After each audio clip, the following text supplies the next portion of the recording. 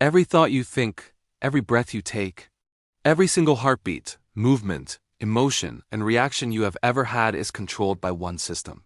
And if you don't understand this system, nothing else in medicine will ever fully make sense. Today, I'm going to explain the nervous system, simply, clearly, and in a way you can actually remember for your exams. No confusion, no information overload. Let's start. So, what exactly is the nervous system? In simple terms, it's the body's fastest control and communication network. Its main job boils down to just three things: receive information, process that information, and then send out responses. This amazing system is what allows you to feel pain when you stub your toe, move your muscles to walk across a room, think and remember for your exams, control your heart rate without even thinking about it, regulate your digestion, and respond to danger in a split second. Without the nervous system, your body just couldn't function as a single, coordinated unit. The key exam phrase you absolutely need to remember is control and coordination. That's its purpose. Now let's break down the major divisions. The nervous system is split into two main parts. First, we have the central nervous system, or CNS for short. This includes the brain and the spinal cord. The CNS is the body's ultimate command center. It processes all the incoming information, makes the big decisions, and sends out instructions to the rest of the body. The easiest way to think about it is as the control room of a massive, complex operation. Everything important happens here. The second main part is the peripheral nervous system, or PNS. The PNS includes all the nerves that exist outside of the brain and spinal cord. Its job is to connect the central nervous system to everything else: your muscles, your organs, your skin, and your glands. So if the CNS is the control room, then the PNS is all the wires and cables that connect that control room to every single part of the building, making sure messages get sent and received. Okay, this next part is extremely important for exams, so pay close attention. We can also divide the peripheral nervous system by its function. First, we have the sensory division. This is also known as the afferent division. This pathway carries information to the central nervous system. It takes signals from your sensory receptors, like those for pain, temperature, touch, vision, and hearing, and delivers them to your brain or spinal cord. Here's a simple mnemonic to remember this.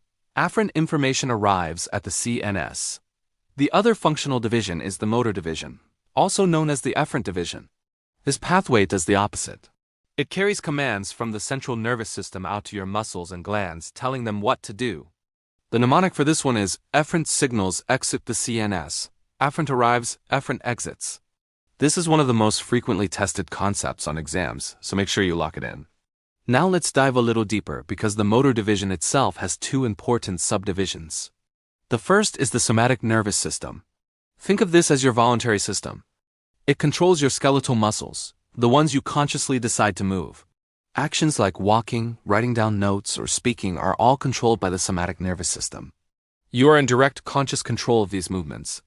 The second subdivision is the autonomic nervous system. This is your involuntary system.